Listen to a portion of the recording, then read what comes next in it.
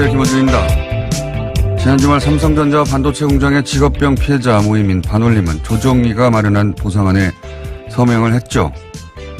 지난 2007년 삼성전자 기흥공장 반도체 라인에서 일하던 황유미 씨가 급성 백혈병으로 사망한 지 11년 만의 일입니다. 사실 그 반도체 공장 라인에서의 업무와 그 근로자의 급성 백혈병 발병 사이에 인과를 의심하는 건 매우 자연스러운 거죠.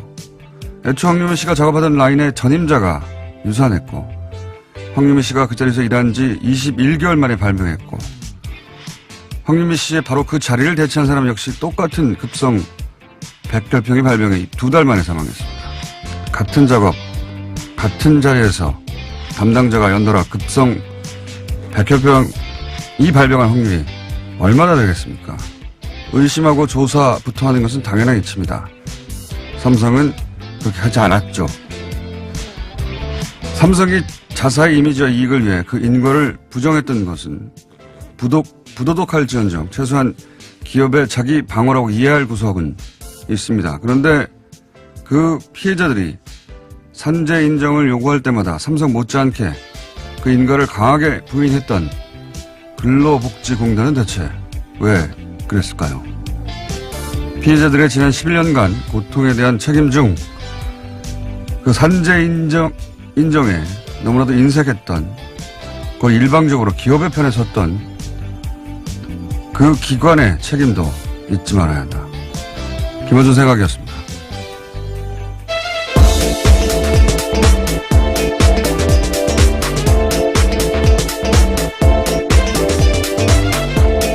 시사인의 김은지입니다. 이 사연은 저희가 잠시 후에 그 당사자들 연결해 보려고 합니다만 이게 이제 11년 만에 풀린 것까지 무척 아주 오랜 기간이 걸린 건데요. 풀린 것까지는 반가운 건데 근데 이게 기업의 힘만으로 이게 11년이나 끌 수는 없는 겁니다. 그런 기업 행태를 관리 감독하고 근로자 이익을 대변할 기관이 자기 역할을 단순히 못했다 정도가 아니라 오히려 기업의 입장에서 기업의 이익을 대변하는데 나아갔다. 그런 의심이 있는 거죠. 그래서 유가족들을 집어넣게 했던 기관이기도 했습니다. 그 기업의 출정수 역할을 한 거 아닌가. 이 대목에 대한 어떤 조사가 제대로 이루어지지 않으면 이런 문제는 앞으로 반복될 수 있는 겁니다. 그래서 저희가 이 부분도 잠시 후에 짚어보겠습니다. 자, 첫 번째 뉴스는요. 네, 청와대 국가안보실을 사칭한 이메일 사건에 대해서 어제 전해드린 바가 있는데요. 청와대가 강경 대응하겠다라고 밝혔습니다. 그런데 비슷한 사건이 올해 초에도 있었다라고요. 오늘 아침에 한국일보가 보도했습니다. 윤건영 청와대 국정상황실장의 개인 이메일 계정이 도용됐었다라고 하는 건데요. 도용된 윤건영 실장의 명의로 정부 부처에다가 대북 정책 관련된 내부 자료를 보내달라라고 요구하는 가짜 메일이 발송됐었다라고 합니다. 뿐만 아니라 지난 6월 달에 북미 정상회담 직전에는 정부가 북한의 비핵화 의지를 의심한다라는 내용이 담긴 가짜 메일이 한국국제교류재단 소장 명의로 유포됐다라고 합니다.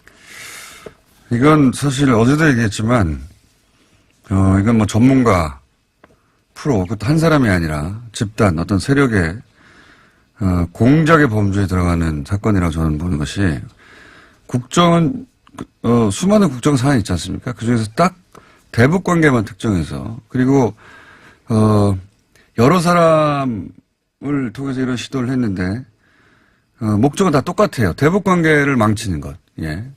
왜냐하면 그 가짜 이메일들의 내용이라는 게 결국은 미국이 실제로는 이거에 대해서 반대하고 있거나 굉장히 안 좋다 이런 취지 이야기들입니다. 그렇죠. 한미공조가 깨지고 있다.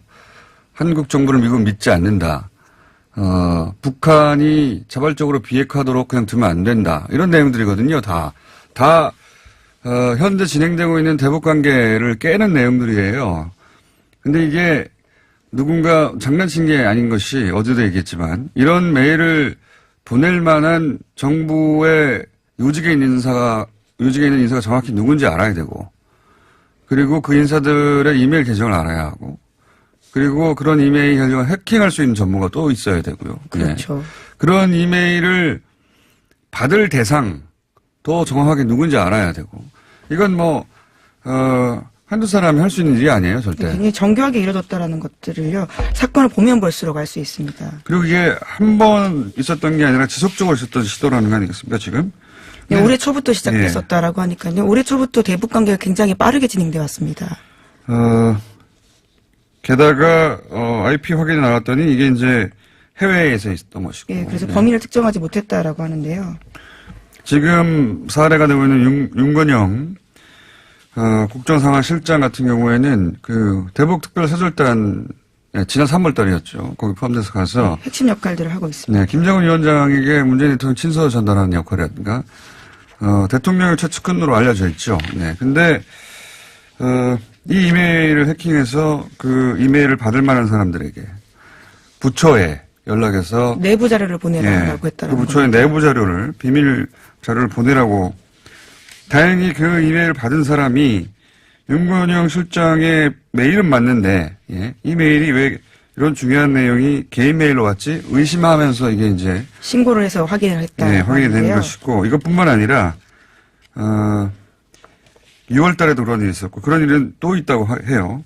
네, 그런 일들이 꽤 있었다라고 하는데요. 심지어 기자들에게 그런 메일들이 유포가 되면서 외교부에서 보내온 문건을 송부하니 참조하세요라고 하고요. 마치 굉장히 대단한 비밀인 것처럼 비공개 문건이니 취급에 주의해달라 이런 식의 내용들이 있다라고 합니다. 하지만 정작 열어보면 굉장히 관계가 좋지 않다라는 그렇죠. 내용들이고요. 외교부가 미국의 외교부가 북한의 비핵화할 의지가 없다고 생각한다. 뭐 이런 내용. 그걸 비밀 내용처럼 그리고 또 이것 기자들 받을 기자가 누구지도 알아야 돼요. 이런 사안들은 일반인들은 절대 알 수 없는 내용들을 정확하게 알고 이런 시도를 한다는 것이고 이번엔 그런 시도 중 성공한 거죠. 네, 그렇죠. 문건의 형태로서요. 물론 워터마크가 없었다라고 하지만 언론사가 제대로 크로스체킹을 하지 않으면서 보도가 나왔습니다. 뭐 언론사 입장이 있을 것이고 또 언론사는 그 대목 그 크로스체크를 제대로 하지 않았다에 대해서 책임을 져야 되는 부분이 있을 수도 있으나 어제도 얘기했듯이 납득 가는 부분도 있습니다. 모든 구성 요건이 완벽하여 진짜로 믿을 만한 여지가 있었고 그래서 결국은 언론사가 그걸 기사화하고 나서 만약에 이제 이게 그쪽이 소위 이제 공작을 한쪽이 원하는 대로 전개됐다면 이런 거죠. 기사가 됐어요. 정부가 부인합니다. 의심합니다. 거짓말했다라고 또 정부를 믿지 못하는 방향으로 일을 풀고 나가고 몰고 갈 수도 있는 겁니다. 근데 그렇게 되지는 않았으나 적어도 기사화 되는 데까지 성공한 거죠. 그렇죠. 어디선가도 가짜뉴스로 유포될 수 있는 가능성이 아주 큽니다. 때로는 이런 뉴스들이 실제 있는데 정부가 부인하는 거라고 생각하는 그런 사람들이 생겨날 수도 있고요. 가짜뉴스 진짜 언론에 실렸으니까 가짜 뉴스가 진짜 뉴스의 질을 가지고 저거는 거짓말하는 거라고 정부가 유포될 수도 있죠. 네, 그런 효과를 노리고 이렇게 이메일을 보냈다라고 볼 수밖에 없는 앞으로도 이런 일이 있을 수도 있을 것 같고요. 이 사안은 철저히 수사해야 되는 상황인 것 같습니다. 자, 다음은요. 네, 이르면 12월부터 브랜드가 다른 편의점 간에 출점거리 제한이 생긴다고 오늘 아침 한겨레 신문이 보도했습니다. 업계 자율규약 형태로 18년 만에 이 제한이 다시 살아난다라고 하는 건데요. 공정거래위원회는 내일 소회의를 열어서 관련된 심사를 한다라고 밝혔습니다. 이번 자율규약 핵심은요. 브랜드가 다른 편의점 간 출점거리 제한 방안이라고 할 수 있는데 그동안 소상공인, 자영업자 지원 대책 중 하나로 거론되어 왔습니다. 이건 뭐 소상공인들이 오랫동안 주장해 왔던 거죠. 요구했던 것이고 그러니까 같은 브랜드끼리는 출점 제한이 되는데 브랜드가 하나밖에 없나요? A사가 여기 있으면 바로 옆에 B사가 있어요. 옆에. 심지어 같은 층에 있는 경우도 있어서 문제가 된 경우가 꽤 있었다라고 하는데요. 그래서 이제 뭐 일본하고 비교하지 않습니까? 우리나라는 지금 2012년부터 갑자기 폭증해서 4만 개가 됐다. 2만 개에 대해서 2만여 개에서 4만여 개가 됐는데 일본이 우리보다 인구가 2.4배예요. 근데 일본은 5만 6천 개고 우리는 4만 개입니다. 그러면 일본 인구수에 맞춰서 비교해 보면 지금 현재 9만 6천 개가 된다는 얘기거든요. 훨씬 한국이 많다고 볼 수 있는 거죠. 그러니까 일본 인구수 비례해서 이 숫자를 환산해 보면 우리나라에는 9만 6천 개가 있고 일본에는 같은 인구일 경우 5만 6천 개가 있는 거예요. 그만큼 2배 가까이 많은 거죠. 그러니 먹고 살기 힘든 게 당연한 겁니다. 이 문제를 드디어 이제 해결하려고 공정에 나섰고, 규약을 만들었다는 거죠. 다행이고요. 야, 자, 다음은요? 네, 삼성바이오로직스가 행정소송을 제기했습니다. 재무제표 수정과 CEO 해임 권한 등에 대해서 집행정지도 함께 신청을 한 건데요. 회계 처리의 정당성을 입증하겠다라는 겁니다. 하지만 이재용 부회장의 대법원 판결을 앞둔 상황에서 일종의 시간 끌기 하는 거 아니냐라는 비판이 나오고 있습니다. 뭐 행정소송을 할 권리가 있습니다. 예, 권리가 있는데, 이 시점에 이것이 가져올 효과가 무엇일까라고 이제 바라보면, 대법원 판결이 있단 말이죠. 대법원 판결이 있는데, 예, 행정소송을 하면 지금 금융당국에서는 이게 고의분식 회계라고 결론을 냈어요. 최종 결론입니다. 고의분식 회계가 맞는 거예요. 근데 소송이 걸려 있으니까, 만약에 집행정지를 법원이 받아들이면 그 부풀린 장부를 고치지 않아도 되는 거예요. 적어도 행정소송이 끝날 때까지는. 그러면, 이번 대법원 판결이 있지 않습니까? 대법원 판결에 물론 이 장부를 들여다보지는 않으나 최소한 이 회계가 그대로인 채 그걸 기준으로 해서 적어도 법적으로는 판단할 수밖에 없는 거죠. 예. 네, 그러니까 이재용 부회장 쪽에 유리할 수밖에 없는. 그러니까 대법원 판결을 왜냐하면 행정소송은 뭐 1년, 2년 계속 끌 수 있거든요. 그러니까 이번 정부 내에서는 받지 않겠다거나 혹은 이번 대법원 재판에 있어서는 적어도 이 사안이 영향을 미치지 않도록 최대한 만들겠다. 그런 꼼수의 성격이 있죠. 예. 그런 성격이 있습니다. 자, 근데 뭐 그런 꼼수에 삼성이 한두 번 한 것도 아니고, 예. 이 행정소송 자체는 권리이기도 하고요. 예. 하지만 그런 거를 지금 하고 있다는 겁니다. 예, 삼성은. 자, 다음은요. 네, 순수 국내 기술로 개발하고 있는 우주발사체 누리호의 시험용 로켓이 어제 발사에 성공했습니다. 로켓은 엔진 점화 후 151초 동안 연소했는데요. 목표했던 140초를 넘어섰습니다. 그리고 5분 만에 최대 고도 209km에 도달했습니다. 자, 요거는 저희가 며칠 연속으로 그 엔진을 개발한 단장님 연결하는데 아직은 스튜디오에 오실 상황이 안 돼서 잠시 미디어를 짚어보고 의미만 파악해 보겠습니다. 어제 이 엔진 개발을 담당했던 분이죠. 예. 항공우주연구원의 김진환 발사체 기미다 엔진 개발 단장님 소개가 너무 길어요. 안녕하십니까, 단장님. 네, 안녕하십니까. 네. 반갑습니다. 직전에 연결했었는데 오늘은 의미 해설을 좀 해주시고, 예. 네. 조만간 저희 스튜디오에 직접 나와주십시오. 개발 담당했던 연구원들과 함께. 네, 네, 알겠습니다. 네. 저희가 가장 먼저 챙기기 시작했으니까 꼭 나오셔야 돼요. 네. 네, 네. 자, 언론에서는 이걸 성공이라고 평가하는데, 네. 이걸 성공이라고 평가할 수 있습니까? 어떤 의미의 성공입니까? 지금 원래 저희가 계획한 대로 고도와 거리에 다 도달을 했고요. 네. 연소 시간도 저희가 143초 이상을 목표로 했는데 151초 연소가 제대로 됐고요. 네. 어제 제가 데이터를 잠깐 이렇게 지금 아주 자세한 데이터는 들여다보지 못했지만 중요한 데이터를 보면 정상 작동한 게 나타나 있습니다. 그래서 이 엔진을 우리가 어제 봤을 때 제대로 작동했고 엔진뿐만이 아니라 기체 전체가 다 제대로 작동했다. 그리고 이것을 이 75톤 엔진이 지금 이제 어제로서 검증이 됐다라고 보면 될 것 같고요. 그것은 우리나라가 발사체의 가장 어렵고 중요한 발사체의 심장을 얻었다라고 생각하시면 되고 이것을 응용을 해서 얼마든지 우리가 원하는 발사체를 계속 만들어낼 수 있습니다. 이게 발사 심장을 얻었다. 이제 엔진을 자체 개발했다는 이야기인데 네. 전 세계에서 이런 우주 발사체 엔진을 자체 개발한 나라가 몇 개입니까? 한 스페이스 클럽에 가입한 나라들은 다 개발을 했는데요. 예. 그 중에는 이제 고체로 개발한 나라도 있고 한데, 이 75톤급 이 정도 사이즈의 엔진을 개발한, 액체 엔진을 개발한 나라는 저희가 7번째 정도. 오, 70번째 아니고요? 7번째요? 야, 이게 이제 생중계가 가까운 데서 되지 않고 멀리서 하면, 그리고 보통 이제 나사 이런 데 보면은, 나사 직원들이 앉아서 박수 치고 막 그런 거 장면이 있어야 되는데, 너무 네네네. 심심했어요. 아, 그렇죠. 이게 시험 발사다 보니까. 네. 그리고 또 네, 실패하면 어떡하나 조마조마해서 안 보여주시려고 했던 거 아닙니까? 혹시? 다른 나라는 시험 발사 때는 거의 안 하죠. 그리고 네. 그런데 이제 저희는 이제 좀 굉장히 공개돼서 그렇게 해야 되고 국민의 세금으로 하기 때문에 그런데 실패 확률이 굉장히 높습니다. 잘 아시지만 저희가 누리호 때 가서 다 됐다고 우리가 생각해서 이제 첫 발사 때나 두 번째, 세 번째 발사를 할 텐데 보통 발사체의 성공률이 25%에서 30%를 넘지 않습니다. 아, 그거밖에 안 돼요? 저도 기억나는 게 미국에서도 아폴로 계획 세웠을 때 네, 폭파도 되고 사람도 죽고 많이 했죠. 예. 엄청나게 많이 터졌죠, 거기는. 예. 거기는 많이 터졌죠.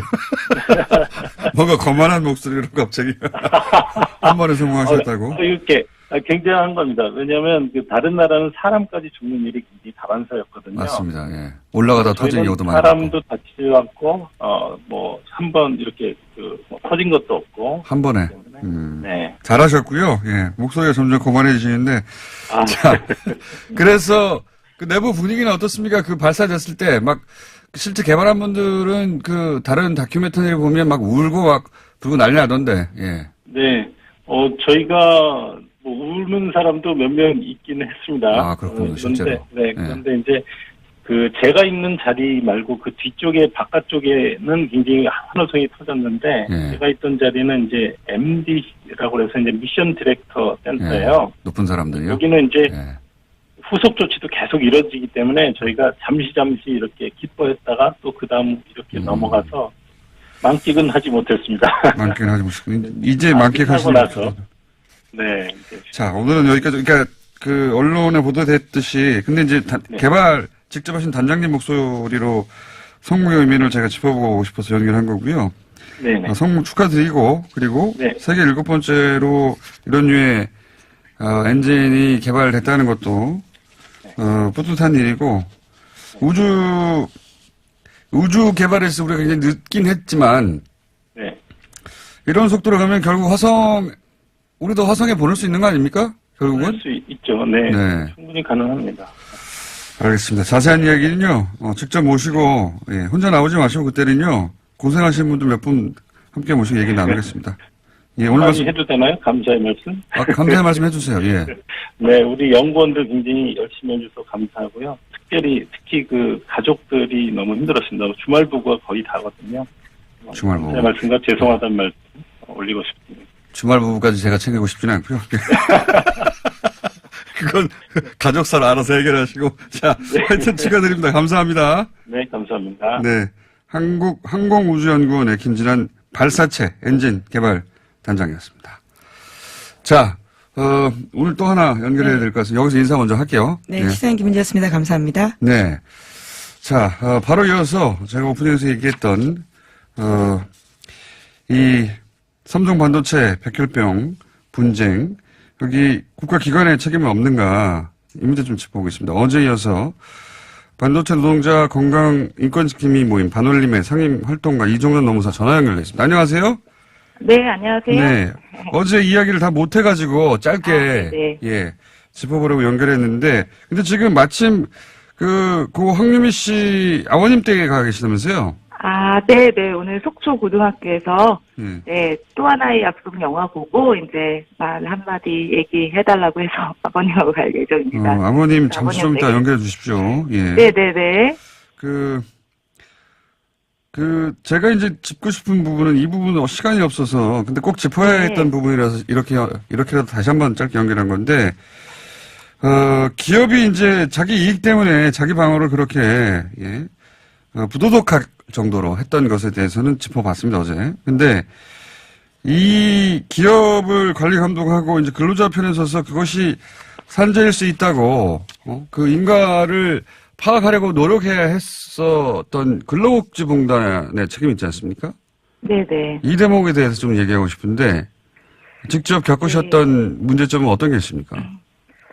네, 일단은 제일 처음에 이제 황유미 씨 아버님이 나홀로 산재 신청을 했을 때부터 이제 문제가 심각했는데요. 삼성에서 자료를 제출하고 노동자 측에서는 자료를 제출할 게 거의 없는 상황에서 그렇죠. 공단의 출석 조사를 황유미 씨 아버님이 이제 조사를 받으러 갔는데 황유미 씨가 화학물질을 다루는 업무를 했음에도 불구하고 이제 공단에서는 삼성이 제출한 자료만 믿고 아버님이 화학물질을 다루는 업무를 유미가 했다라고 했더니 책상을 딱 치면서 아니 그 삼성의 그 큰 기업이 거짓말할 기업으로 보이냐 이러면서 이제 아버님을 약간 협박하는 식으로 또 말을 이제 무시를 한 거죠. 예. 제대로 된 조사를 하기는커녕 삼성을 두둔하는 모습을 처음부터 보이더니 아니라 다를까 저희가 이제 집단 산재 신청을 여러 번을 했었는데 예. 사실 공단에서 단 한 건도 인정을 해주지 않다가 예. 하지 않다가 2011년도에 처음으로 예. 산재 신청 제기한 지 공단 불승인 되고 나서 이제 1년 만에 산재 신청 제기한 지 4년 만에 황유미 씨가 법원에서 처음으로 산재가 인정이 돼요. 아, 그러니까 근로복지공단이 아니라 법정 투쟁을 통해서. 네. 예. 예, 근데 그 과정이 되게 어려웠는데요.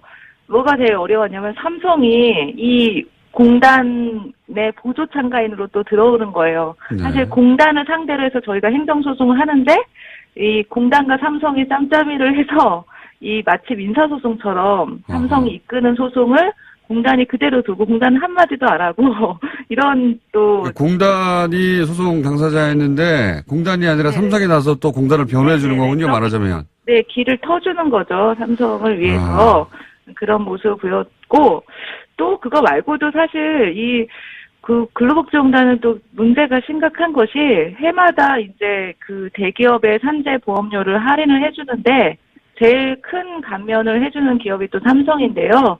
삼성에서 산재가 발생하지 않는다는 이유로 최대 감면 혜택 50%까지 과거 정권에서 받아왔고 그래서 이게 1,000억 원 이상 한 해에 그 공단이 산재 보험료 삼성이 내야 되는 산재 보험료를 감면을 받는 또 이런 문제들이 있습니다.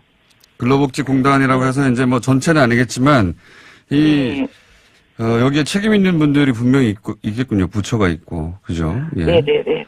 그리고 고용노동부의 책임도 짚지 않을 수 없고요, 사실은. 네네네.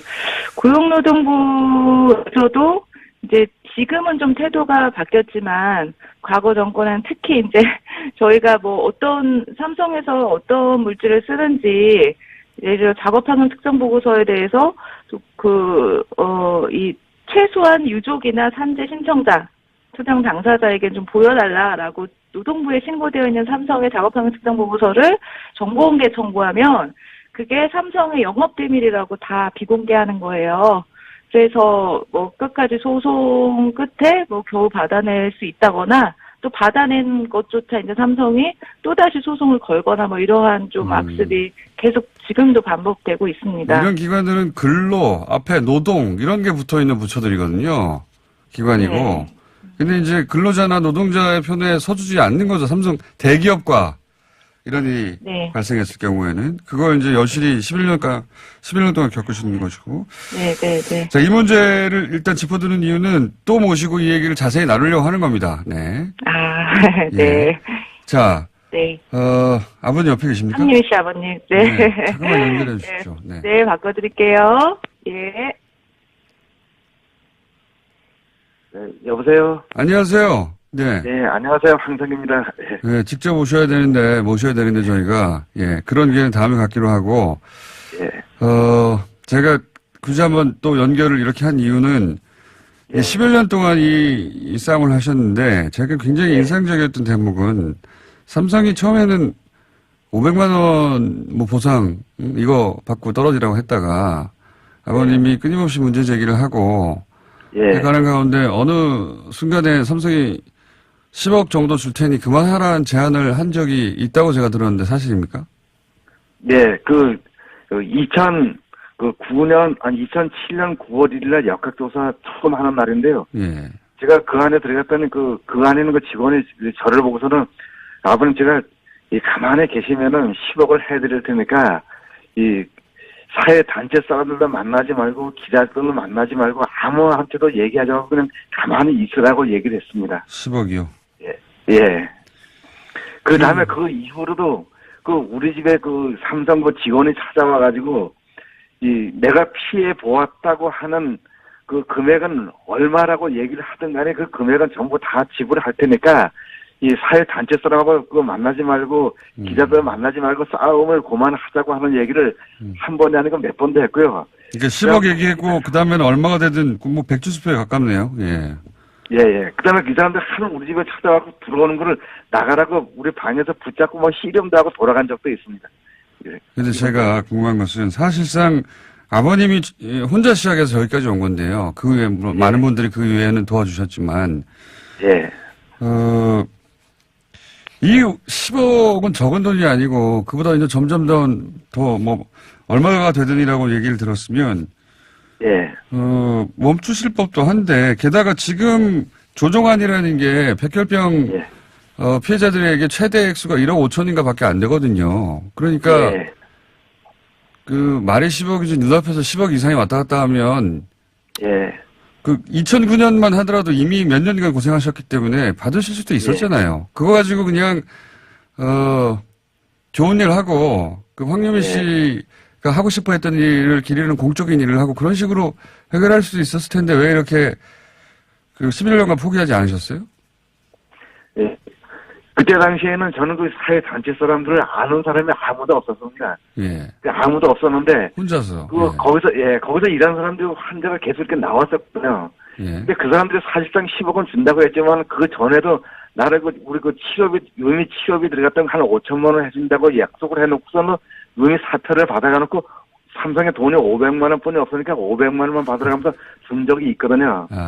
근데 실질적으로 10억은 준다고 했지만 줄지 안 줄지도 모르고 나를 속인다고 하는 그런 생각도 들어갔었거든요. 이미 거짓말도 했고. 예. 근데 만약에 또 그 10억을 내가 받으면은 그럼 다른 사람들은 다른 피해자가 많이 나올 게 이렇게 뻔히 생각이 추정이 가능한 건데 또 만약에 10억을 내가 받게 되면 다른 사람들은 하나도 안 준다는 그런 얘기인 거잖아요. 그럼 저만 받고 다른 사람은 그럼 그 가정 다 망하는데 치료비, 그다음에 간병비, 그다음에 그 경비 이런 거 쓰면 가정도 다 망하는데 그거 쳐다볼 수가 없잖아요. 그렇게 하면은요. 그래서 여기까지 왔습니다. 예. 다른 사람들은 뭐 어떡하냐. 예. 그런 생각이 여기까지 오신 거다. 예. 다른 사람들은 어떡하냐. 그런 생각도 들긴 하지만 10억이 적은 돈이 아니거든요. 보통 그렇게 하기 힘듭니다. 네. 예.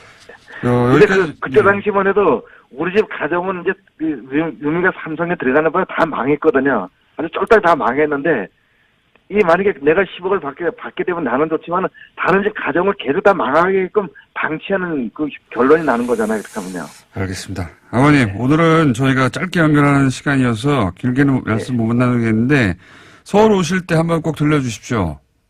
네. 예, 제가 여쭤보고 싶은 게 많습니다, 사실은. 자, 고생하셨고요. 예. 덕분에 여기까지 온 것 같습니다. 감사합니다. 네, 고맙습니다. 네. 지금까지 반올림 상임활동가 이종란 노무사, 그리고 황유미 씨, 고 황유미 씨 아버지 황상기 씨였습니다. 신임 장관들 저희가 때때로 모십니다. 이번에는 진선미 여성가족부 장관 스튜디오에 직접 모셨습니다. 안녕하십니까? 안녕하세요. 네. 반갑습니다. 네, 반갑습니다. 저희가 인연이, 변호사와 범죄자로 만났다가, 자, 지금은 장관님과 진행자로 이 자리에 앉았는데, 제가 이제 여성가족부 장관을 또 굳이 모신 이유는 모든 부처가 다 어렵죠. 모든 부처가 현안이 넘칩니다. 근데 그 여가부는 특히 최근 몇 년간, 그죠? 가장 첨예한 젠더 이슈와 직접 연관된 부처 장관이라 이렇게도 욕먹고 저렇게도 욕먹고 이쪽 요구도 많고 저쪽 요구도 많고 그죠? 네. 제가 진짜 요즘 이렇게 좀 보시기에도 좀 그러지 않아요? 되게 이렇게 부피가 늘었다 뭐 이런 생각 들지 않으세요? 제가 이 세상에 많으면. 모든 욕을 다 먹어서 없애야겠다 이렇게. 모든 욕을 다 먹어서 없애야겠다. 그래서 좋은 나라 만들겠다.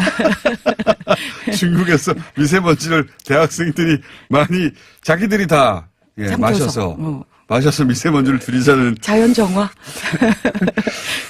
저도 이거 좋네요. 자연 정화. 네. 어쨌든 가보니까 예상보다 더 어렵던가요? 아니면 처음에는 약간 착시 현상이 있었어요. 아시겠지만, 우리 그 자유민주당이래요. 합치를 바라는 마음으로. 정신 차리시고. 네, 아직, 요즘 과로해요. 자유민주당. 네, 합치를 원하는 그 강렬한 마음으로. 협치를 그러니까 원하는. 수석 부대표를 했었잖아요. 네. 근데 그게 협상을 맡아서 하고 행정 업무가 정말 많아요. 네. 그래서 하루가 한 3일 같아요. 새벽에 한 탐이 뭐 점심. 그렇죠. 일은 끊임없이 벌어지니까. 예, 그래서 그걸 4개월을 하고 났더니 이제 가서 막상 이렇게 가게 되니까 장관 자리 약간 가게 착시 되니까. 현상이 돼서 이거 좀 편한가? 널널하다. 널널한가? 이랬는데 하루 종일 돌다가 예. 장관 자리니까 그나마. 예, 그랬는데 착각이었더라고요. 잠시 후. 예, 진짜 제 어깨가 동물농장이에요. 거기 코끼리들이 막 놀다가 잠깐 또 한 마리 내보내면 또 딴 애가 와서 막 여기 눌러가지고 이거 해야 된다 그러고 아유, 이제 고양이 앞에 쥐입니다, 쥐. 국회의원이 어렵습니까? 장관이 어렵습니까? 어, 각각의 어려운 점 다르긴 하겠으나 네네. 총량으로 보자면 총량으로 보자면 아직 비교하기는 네. 짧습니다. 짧습니다. 예. 2달. 그런데 장관은 장단점이 있는 것 같아요. 어떤 그러니까, 장단점이십니까? 책임과 그 무게감은 훨씬 크거든요. 의원보다. 그러나 이제 뭔가를 하면 예. 뭔가 이렇게 효과가 있는 거죠. 예. 뭐 결과를 바로 의원은 눈앞에. 계속 지적하고 견제하고 그렇죠. 이런 걸 하고 그리고 법은 사실 계속 내놓지만 그 법이 통과되는 비율도 그렇죠. 많지 않고 그래서 딱 눈에 보이는 가시적 효과가 적은데 장관은 오히려 이제 집행을 바로바로 네. 이렇게 할 수 있어서 행정 권한이 있으니까. 네네 그런 건 조금 좋은 것 같아요. 그런 면에서는 바로바로. 네, 대신 네. 욕도 바로바로 먹죠. 그렇죠. 욕은 한 3배는 먹는 것 같아요. 왜냐하면 국회의원은 네. 300명이나 되기 때문에 숨을 수가 있어요. 네네. 사실은 4년 내내 한 번도 언론을 안 타는 분들도 있습니다. 네. 그렇죠. 예. 저는 사실 이럴 줄 알고 사실 조금 무섭기도 했어요. 그래서 안 오고 싶다 이 생각도 했는데 네. 근데 이제 피해갈 수는 없고 뭐 여가부의 이슈가 굉장히 많습니다만 가장 최근 거부터 한번 짚어볼게요. 이거 굉장히 뭐랄까 상징적 사례여서 이제 이수혁 사건이라는 게 벌어졌습니다. 네, 네. 그리고 초기에는 이것이 전형적인 젠더 이슈 혹은 남녀 갈등 이슈로 보도됐습니다. 그리고 점차 그게 아니다라고 이제 사실관계가 조금씩 밝혀지면서 뭐 그런 건 아닌 것 같다라고 이제 중간 정도 와 있어요. 물론 최종 결론은 또 두고 봐야 하지만 이런 이슈가 벌어지면 이제 여가부는 굉장히 곤혹스럽단 말이죠. 사안의 성격을 어떻게 규정할 것인가. 그렇죠. 어떤 분들은 이건 젠더 이슈가 아니다고 하고 네. 어떤 분들은 맞다고 여전히 얘기하고, 예. 게다가 근데 여성도 관련돼 있고, 여가부는 입장을 정해야 됩니다. 예. 이럴 때, 우선 근본적으로 이것이 소위 성적 갈등 혹은 젠더 이슈 혹은 뭐 여성 혐오 이런 사건으로 여가부는 바라보나요? 저는, 이게 이제 제일 문제죠. 네. 처음에 하룻밤 사이에. 어려운 사건입니다. 네, 이건 하룻밤 사이에 청원이 30만이 네. 넘어가고, 그래서 계속 댓글, 페북, 트윗이나 이런데, 여가부 장관 어디 갔니? 그렇죠. 말해라. 빨리 나와. 빨리 가서 해결해. 예, 빨리 가서 병원 했는데 네. 거기 찾아가나 보자. 뭐 이렇게. 여성의 편에서 빨리 이걸 보여야 돼. 예. 그래서 저는 압박을 받으실 텐데. 팩트 체크가 우선 중요하다고 생각했습니다. 예. 네, 사실 여부를 정확하게 변호사셨으니까 파악하고. 당연히. 예. 그래서 사실 이 문제는 예. 그렇게 예민하게 접근했지는 않았어야 하는 문제라고 생각합니다. 왜냐하면 아시겠지만 사실 결국은 나중에 사실관계들이 조금 나왔을 때 결국 그게 처음 시작부터가 여혐부터 시작했던 건 아니잖아요. 예. 근데 이제 너무 그런 용어가 너무 이렇게 언론에 의해서 너무 이렇게 부추겨지는 게 아닌가 이런 생각이 언론이 들거든요. 이걸 애초부터 프레임을 너무 과도하게 네, 네. 여혐 사건으로 처음부터 단정하는 바람에 커진 분도 있습니다. 그렇습니다. 사실관계 확인 전에. 네. 사실 여성가족부는 뭐 그 이전에도 알았지만 직접 와서 보니까 이게 모든 위기의 청소년, 뭐 위기의 여성, 그러니까 전체적인 그냥 일반 잘 살고 있는 뭐 학생들, 뭐 아동 이런 부분들은 다 보건복지부나 교육부에서 하고 저희는 위기 청소년, 뭐 이주백의 청소년 그리고 이 여성들도 되게 위기에 있는 여성들을 주로 이렇게 돌보고 이러는 그리고 뭐 성폭력 피해자, 뭐 가정폭력 피해자 이런 분들을 하고 또 청소년도 규제를 해야 되는 거예요. 저희가 보호를 담당하는 부서이기 때문에 그러니까 댓글에 맨날 싫은 것만 하는 거죠.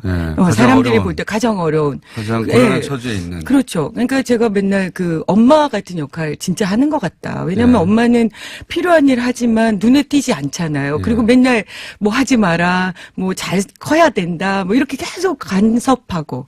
그러니까 이제 이런 일들을 저희 부서가 하다 보니 이걸 하면 저쪽에서 그러니까 여성에 대한 문제 제기를 하면 남성이 여성만 생각한다고 욕하고 남성 문제, 뭐 청소년 문제, 싱글데디 만나면 또 너는 이제 싱글데디도 만나요? 네, 싱글데디 만났죠. 너는 그러면 뭐 여성은 이제 눈에 안 보이지, 뭐 이렇게. 싱글맘만 얘기하는 게 아니에요? 그럼요.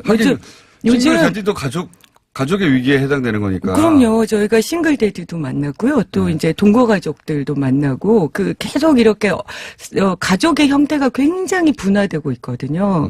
그래서 싱글데디 요번에 그 김승현 배우와 또 한 6분 이렇게 만났는데 그분들이 너무 좋아하시더라고요. 그러니까 여성 플러스 가족부라고 포괄적으로 생각해야지 여성만 하는 게 아닌 거군요, 이게. 청소년도 합니다. 저희 청소년. 그렇군요. 네, 완전. 앞에 여성이 붙어 있다 보니까. 그렇죠. 오로지 여성 이슈만 하는 걸로 오인하시는 분들이. 그렇죠. 너희 1조라며 어디다 쓰니? 막 이래요. 예사. 예, 예사. 1조는 엄청 적어요. 부서 중에. 제일 적은. 가장 적습니다.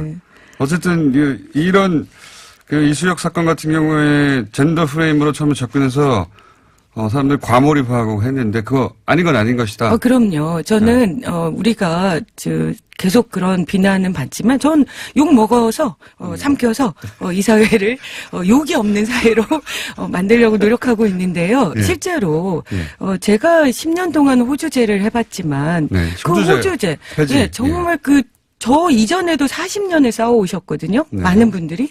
그러나 제가 관여에서도 10년이 걸렸는데 그 기간 동안에 정말 그 선도적인 남성들이 함께 도와주지 않으면 이거는 헤쳐나갈 수가 없는 거거든요. 모든 사회의 변화는 다 함께 손붙잡고 가는 거죠. 물론 그 과정 속에서 냉정하게 어떤 지점들이 문제가 있으면 그건 가열차게 논쟁하고 때론 싸우고 그래야 되는 거지만 그게 지나치면 안 된다는 거예요. 지금 이 젠더 이슈는 남과 여를 서로 각각 적으로 상정하는 그 정도의 과열 양상으로 지금 진행되고 있는데 그건 적으로 상정하면 안 된다는 말씀이죠. 그렇죠. 그리고 실제로 이제 지금의 남성들이 그러니까 주로 이제 문제 제기를 하고 공격을 하시는 분들이 사실 20대, 30대 이런 분들일 텐데 이런 분들이 전체적으로 사회에서 약간의 일자리 부족이나 청년 문제들이 있는 본인도 약자라고 생각하거든요. 사회적으로. 예, 청년 문제로 소외받는다고 생각하기 때문에 이 여성 문제가 그래서 복잡한 거거든요. 모든 세대의 다층 세대 여러 가지 이권, 이해관계 이런 게 다 중첩적으로 들어있는 거예요. 그래서 끊임없이 욕을 먹을 수밖에 없다. 예, 그러나 알겠습니다. 먹겠다 이렇게 먹겠다. 그 가운데 갈등의 지점에 직접 들어가서 욕을 먹으면서 해결해 가겠다. 네. 근데 이제 이수혁 같이 그렇게 모든 걸 젠더 이슈로 바라보면 안 된다. 그런 부분도 있고요. 그리고 이제 실제로 또 여성들의 피해의식은 어느 지점이 있냐면 2015년에 제가 소라넷 폐지를 하게 된 그 배경이 첫 시작이 여러분들이 그걸 살펴봐 주셔야 됩니다. 지금 소라넷 이렇게 폐지에 최선봉에 섰던 분으로. 그렇죠. 그러니까 그 당시에 사실은 저는 분이죠, 얹혀간 거죠. 아니, 저는 얹혀간 거예요. 왜냐면, 앞장서신 분이. 디지털 성범죄가 이렇게 심각한 문제였음을. 몰카가 유통된다든가. 처음 거론한 게 그 친구들이거든요. 근데 저보고 이제 뭐 메갈리안이다, 뭐 워마드다, 뭐 이렇게 얘기하는데 전 그거를 냉정하게 보고 있습니다. 중심 잡고. 근데 사실 그 메갈이라고 하는 그 커뮤니티가 미러링을 하면서 그 문제 제기하지 않았으면 전 소란을 폐지한다고 디지털 성범죄 이렇게 이슈화되지 않는다고 생각해요. 어떻게 초등학생이 자기 엄마 샤워 사진을 올리고 그것이 막 칭찬받고 그러면 그 커뮤니티에서 영웅이 되는 거예요. 아예 급이 올라가는 거거든요. 그렇습니다. 그런 일들을 방기하셨잖아요. 그 긍정 효과 분명히 인정해야 된다는 것이고. 그렇죠. 예. 그러나 그것 또한 지나치면 안 되는 거죠. 그것도 선을 넘은 지점들이 이제 요즘 보이기 시작해요. 네. 자주 많이. 네. 그래서 그게 문제가 되잖아요. 네. 특히 이제 뭐 오마드 같은 경우에는 비판도 많이 받는데 이 경우에 초기의 긍정적인 면과 지금의 어떤 부정적인 면에 대해서 입장을 어떻게 여가보고 져야 되느냐. 이 문제 어렵죠. 좀 피하면 안 될까요? 그 어려운 문제일 농담이고 거라고 봅니다. 저는 이제 조금 그 자정적인 그런 분위기가 올 거라고 생각합니다. 사실 제가 이제 호주제 10년을 하면서 배운 게 있는데 어느 순간에 굉장히 격렬해져서 이게 진짜 나라가 뭐 어떻게 되는 거 아니야? 뭐 이렇게 생각하기도 하지만 그게 딱 그 타임을 넘기면 그게 고비인 것 같아요. 인계점을 지나면 그렇죠. 그게 이게 예. 자체 내에서 너무 넘어갔다는 목소리가 나오기 시작하고. 그렇죠. 예. 예. 그래서 저희는 이제 그런 것들을 다독일 수 있는 그 균형 잡힌 정책들을 통해서 우리가 국가 안에서 이렇게 다들 모든 구성원들이 가족이란 이름 아래 또 청소년이란 이름 아래 보호받고 있구나 이런 생각을 따뜻한 내 편이 되는 그런. 그때까지 그게 말씀하신 인계점을 통과해서 자정작용이 생길 때까지 몇 년이 걸릴지 모르겠는데 그 안에 임기는 끝나실 것 같아요. 그럴 것 같아요. 그러나 그래서 이전에 욕만 먹다가 끝날 것 같아요. 아닙니다. 그 이전에 정영배 장관님도 사실은 욕 많이 먹으셨지만 정말 일을 차근차근 해오셨어요. 알겠습니다. 그 일이 마무리가 되고 있거든요. 네. 저도 그럴 것 같습니다. 제가 욕 먹으면서 쭉 하면 저보다 훨씬 능력 있는 분이 오셔서 또 그것을 결말짓고 이렇게 세상은 계속 가는 거죠. 자, 어려운 이슈니까 그건 그대로 두고 그건 왜냐면 그 자체로 굉장히 오랫동안 얘기할 거리가 되니까. 근데 네. 장관님은 그거 말고도 많은 일들을 해야 되니까 최근에 이제 전 남편이 혹은 전 남친이 헤어진 이후 불만을 가지고 폭력 혹은 살인 저지른 그러니까 접근 금지 명령이라는 게 무슨 소용이 있느냐. 네. 실제 소용 없어요. 네. 예. 실제로. 네. 그 어긴다고 해서 벌금 내는 거 불가하거든요. 뭐 즉각적으로 경찰이 와서 구금하는 것도 아니고. 네. 여기에 대한 대책을 27일 발표하셨는데 핵심이 뭔가요? 네, 그때 다들 알고 계시겠지만 피해자, 어머님 피해자의 따님들이 이렇게까지 공포를 불안감을 그러니까 그 친구들을 저희가 따로 만나봤거든요. 이모랑 뭐 가족들을. 근데 이분들은 일단 너무 공포스러운 거예요. 그러니까 또 다른 그렇죠. 피해자를 다시 또 보게 될까봐. 네.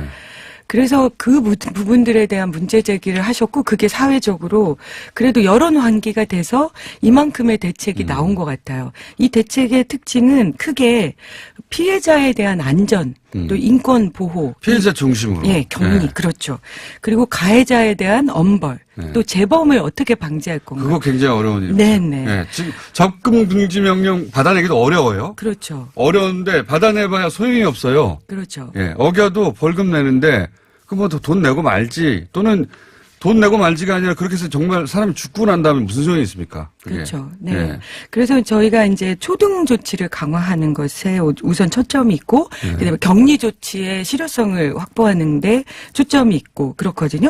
그리고 이제 가해자에 대해서 엄벌. 그러니까 일단 이것의 핵심은 이제는 우리가 보통 가정폭력은 저도 변호사 하면서 이런 일들을 조금씩 해봤지만 가정폭력에 대한 사회의 입장은 어떤 거였냐면.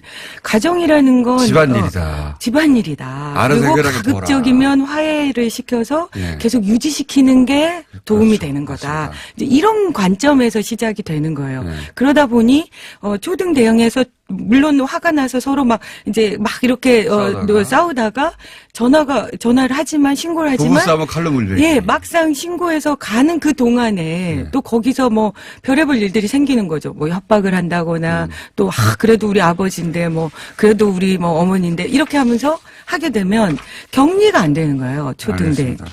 그래서 긴급 임시 조치에 즉시 체포, 유치장 유치 방안 이런 부분들이 담보가 되고 접근 금지 명령도 원래는 장소 중심이었는데 사람 중심으로 바꾸고 그것을 위배하면 원래는 과태료밖에 그렇죠. 안 됐거든요. 근데 이제 징역형까지 가능하다. 알겠습니다. 예. 장관님? 네. 시간이 다 돼버렸어요. 어머. 별말도 안 했는데. 아니 또 가정폭력 그 나오셔야 대책에 되겠네요. 대한 얘기 하기로 했던 노성부 건데. 장관, 진선미 장관이었습니다.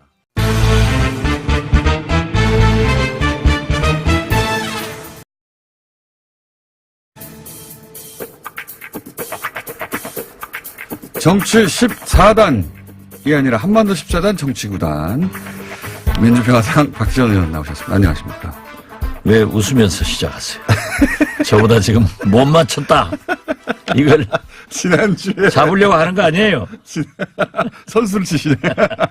큰 소리를 치시고 지난주에 이날 열린다 봐라 했는데 또 연이 됐습니다. 무기가. 이 박지원이 말을 예.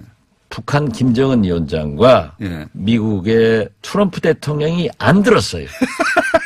그렇기 때문에 결과적으로 보면은 북미 간에 손해고 이 문제를 해결하기 위해서 문재인 대통령이 지금 아르헨티나를 가신 겁니다. 그런 것도 모르고 이 국제 정세라고 하는 것은 항상 바뀌는 거예요. 아니, 근데 이번에는 될 거라고 지난주에 하셨지 않습니까? 아, 저는 틀림없었죠. 그렇지만은 보십시오. 왜냐면 정보가 있었으니까 또.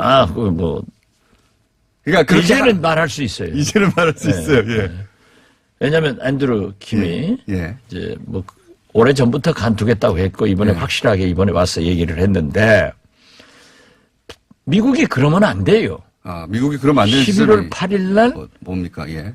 김영철 부위원장 들어와라. 예.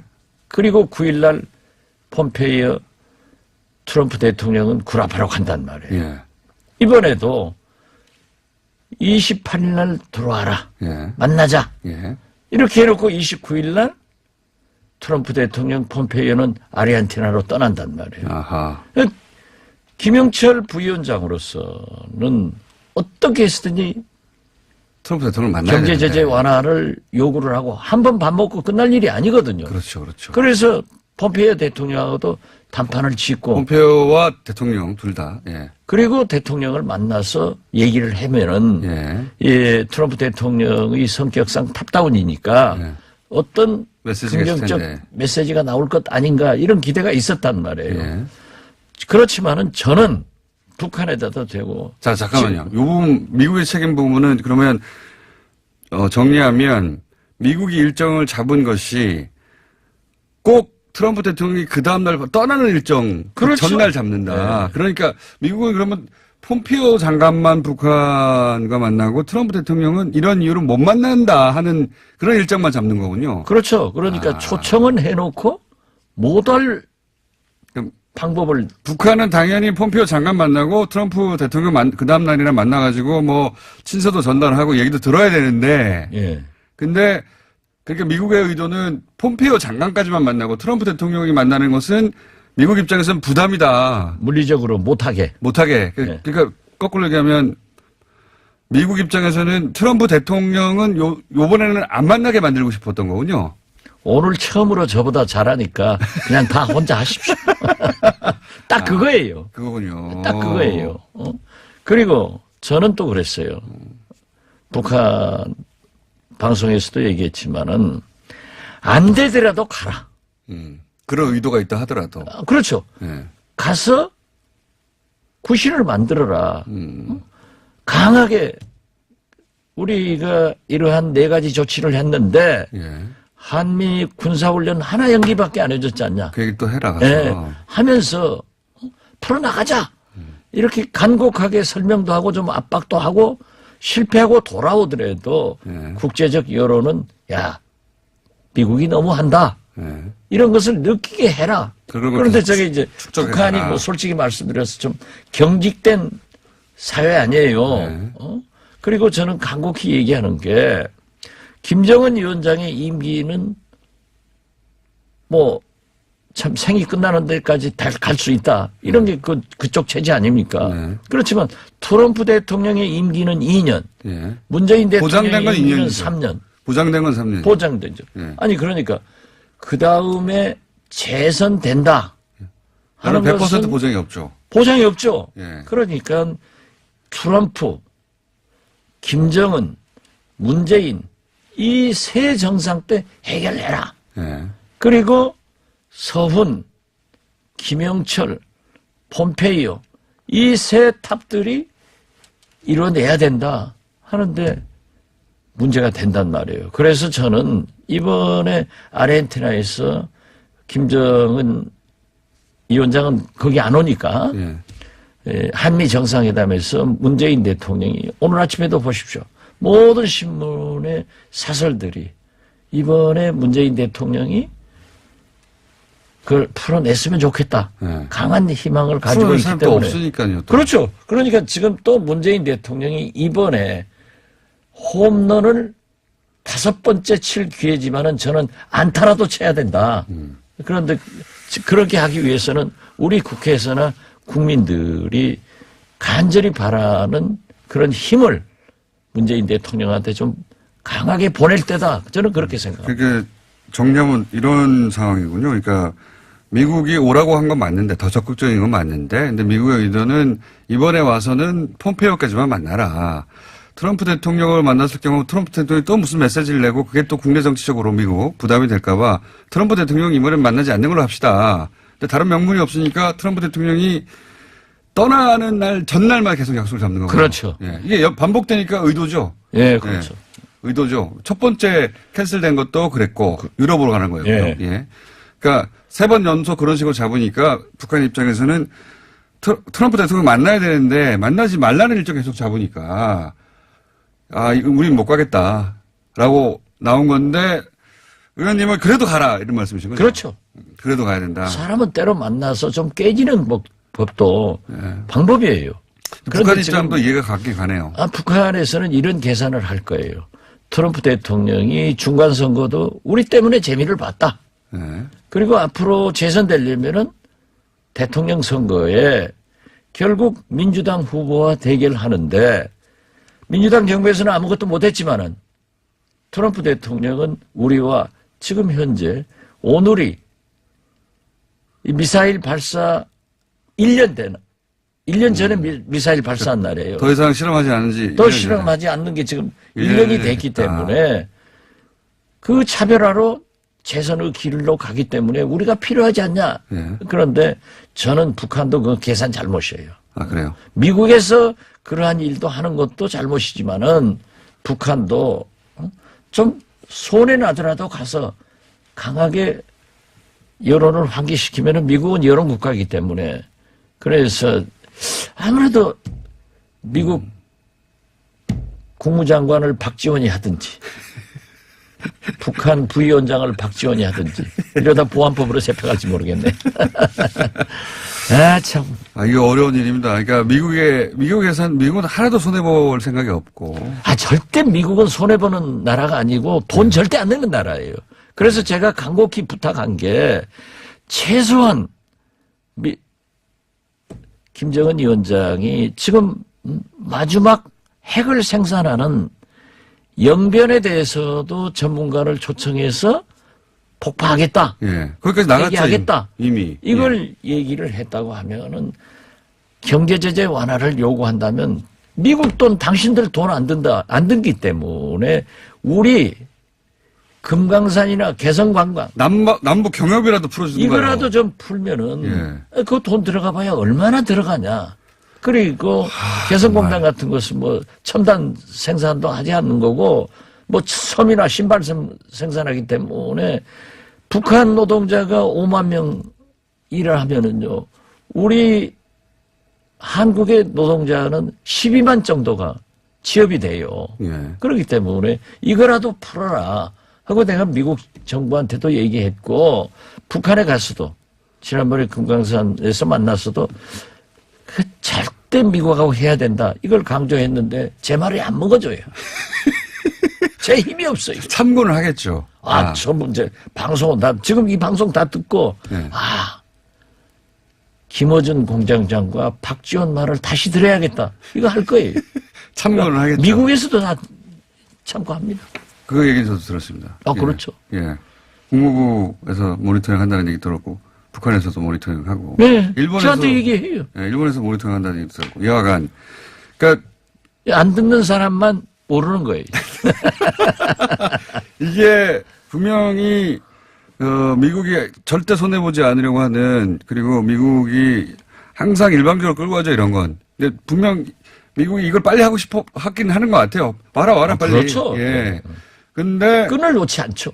그런데 이제 북한이 원하는 걸 안 주고 그러는 거 아닙니까? 그렇죠. 문제는. 네. 오기만 오면 뭐합니까? 네. 근데 북한 입장에서는 그럼 우리가 원하는 걸 뭘 하나라도 들어줘야 될 거 아니냐, 이거 아닙니까? 내가 미국한테 그래. 당신네 돈 안 드니까 네. 이거라도 하나 보여줘야 김정은 위원장도 능라 5.1 체육관에서 20만 평양 시민 앞에서 비핵화하겠다. 또 문재인 대통령이 비핵화 우리 김정은 위원장과 손잡고 하겠다. 하니까 북한 인민들이 엄청난 함성과 박수를 쳤단 말이에요. 비핵화 의지는 확실한 것 같아요. 공인된 네. 거죠. 예. 공인되고 어떻게 해서든지 경제발전으로 숨통을 터봐야겠다 하는데 지금 저는 아르헨티나에서 예. 한미 정상회담이 잡혔어요? 잡혔죠. 안 잡힐 줄 알았더니. 안 잡힌다고 그랬죠. 예. 첫날은 중국과 러시아 문제가 중요하니까 아베 수상도 안 잡았어요. 예. 그러다가 굉장히 걱정을 했는데 다행히 잡았습니다. 다 잡혀서 좋은데 굉장히 짧은 시간이 될 그렇겠죠. 거예요. 예, 예. 1박 2일밖에 안 되니까. 전 세계 20개 나라의 정상들이니까요. 예, 그런데 저는 뭐 시진핑 주석하고는 만찬도 한다고 그러니까 네. 이번에 사실 그 중국과의 무역 전쟁도 잘 풀려야 우리 경제도 좋아져요. 근데 중국도 결국은 고개를 숙인 거 아닙니까? 아니 시진핑 G2 국가 주석이 네. 구구절에 간다고 했다가 트럼프 대통령이 인상 써버리니까 못 가버리잖아요. 북한에 못 갔죠. 예. 그런데 아무 소리도 못 한단 말이에요. 그러니까 우리가 미국의 슈퍼 강국으로서의 그 힘을 알아줘야 돼요. 그러면서 여기는 우리 길을 찾아야 되는데 이게 제가 아주 나쁜 예상입니다만은 만약에요. 미중 정상회담이 성공해버리면은 예. 성공해야죠. 한편으로 성공해야 한편으로는 한편으로는 대북 제재 강화가 지금 중국이 그런 걸 요구하겠죠. 하죠. 미국은 중국한테 더 강하게 압박하라고 요구하겠죠. 더 압박하죠. 왜냐하면 중국이 제재를 풀어주니까 북한이 여유가 생겨서 지금 협상에 있는데 임하지 않는다 이렇게 생각하니까요. 그렇더라도 김정은 집권 7년간 경제가 성장하다가 작년에 마이너스 3.5% 성장했다. 마이너스 성장이다. 북한에서요? 예, 북한이. 아, 그래요? 경제가 지금 죽을 지경이에요. 그런데 금년에는 더 나쁠 거예요. 그런데 계속 만약에 압박하면 그럴 수도 있죠. 예. 이 미중 정상회담 잘 돼야죠. 그래야 우리가 수출도 잘 되고 하니까. 예. 한편 하면은 중국이 제재에 더 강하게 나가면은 남한 경제 입장에서 그게 풀리는 게 좋은데 예. 그 남북 관계 혹은 북미 관계를 생각하면 이제 중국이 더 제재를 북한에 대해서 강하게 하면 북한이 더 입지가 줄어든다. 그렇죠. 그러니까 트럼프 대통령은 내가 예. 이렇게 강한 제재 압박을 해서 김정은이 나왔으니까 차제에 더 압박을 한다. 예. 그런데 그건 또 맞아요. 예. 맞기 때문에 김정은 위원장도 저는 외교란 게 뭡니까? 힘과 국익이에요. 그러니까 시진핑처럼 G2 국가인 평양 가지 마라 해도 안 가고 아무 소리 안 하고 있잖아요. 자존심이 상했겠지만 갈 수 없는 거죠. 아니 힘과 국익이라니까. 미국이 더 세니까. 네. 예. 저하고 지금 공장장하고 싸우면 제가 지잖아요. 왜냐하면 공장장은 매일 마이크를 가지고 박지원 나쁘다 하고 지저대면 저만 손해란 말이에요. 예. 그래서 이게 참 그런 건데 이 북한도 이제 정신 차릴 때다. 절대 제가 또 그 얘기했어요. 정신 차린다기보다는 실리적 계산을 해야 할 때다. 아, 그렇죠. 예. 이제 그런 의미 잘 알아들어요. 그렇게 얘기해도. 북한 관계자가 지금 알아들으시라고 좀 계속 얘기하시는 아니, 거 아닙니까? 글쎄요. 예. 그러니까 우리가 케미가 맞지. 그래서 말이죠. 예. 이 둘이 하는 걸 굉장히 재밌게 듣는다고 그래요. 그러니 북한이 거듭 말씀드리지만 이때를 잡아라 이거예요. 이때를 잡으라는 건 저도 네. 대공감합니다. 문재인 예. 대통령과 언제 이런 적이 있었나요? 트럼프 대통령을 잡아라. 그리고 원하는 것을 해주고 예. 어차피 비핵화 간다고 하면은 경제협력을 빨리 받아내라. 이거 어떻게 그 소위 경제 제재 완화 일부라도 뭔가 미국이 내줘야 하죠. 아니 글쎄 그러니까 예. 어떻게 지금 현재 합니까, 그거? 영변 미국 깡패는 현재 깡패예요. 핵시설 핵을 생산하고 있다고 하는 것에 대해서 확실한 공개적 그 입장을 밝히지는 않았어요. 그런 의사만 내놓았지. 그렇기 때문에 미국한테 예. 우리가 지금 현재 핵시설 생산하는 것을 당신들 전문가를 초청해서 폐기하겠다 예. 하면은 트럼프 대통령으로서는 핵 확산, 예. 확산이란 말 못 알아들을 거예요. 핵 수출을 못 하겠다는 이게 또 제일 크거든요. 만약 중동 국가로 확산시켜 놓으면 문제인데 이게 보장되는 거예요. 큰 걸 넣는 거예요. 근데 저는 이제 그리고 ICBM 같은 것은 공개적으로 폭파하겠다. 네. 들어와서 봐라. 네. 모든 시설을 없애겠다. 미 본토 대륙의 공격의 방법을 없애주는 거예요. 이 정도로 하면서 좀 경제 협력을 해줘야 되는데 그러면은 그렇게 전에 저는 먼저 미국이 최소한 경제 제재의 그걸 좀 보여라. 실마리를 보여줘야죠. 보여주는 것이 남북 미국도 안 경협을 보여주니까. 그 바로 그거예요. 안 보여주니까 북한이 이걸 내놨는데 또 안 보여주면 어떡하냐 이거죠. 그렇죠. 또 카드는 그러니까 점점 없어지고. 김정은 위원장으로서 나는 이렇게 했는데 네. 아직도 나보다 더 내려라고 아무것도 안 주면은 네. 우린 그럼 발가벗으란 말이냐. 그럼 이런 거예요. 카드가 없어요 점점. 없죠. 북한은. 그러면 결국 북한은 다 털린 다음에 미국의 소나기에 들어가는 거 아닙니까? 참 무슨 얼만큼 풀어줄지. 그러니까 딜 카드가 없어지는 거니까. 그러나 저는 예. 분명히 그 얘기를 했어요. 제가 처음부터 북한 비핵화의 3단계론이다.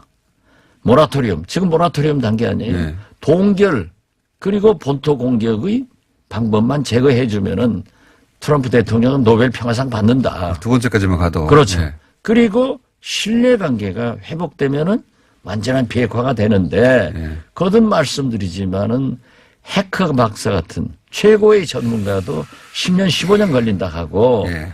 또 그 6.12 싱가포르 북미 정상회담 합의에도 적대적 관계를 청산하고 신뢰를 회복해가지고 한다 이거예요.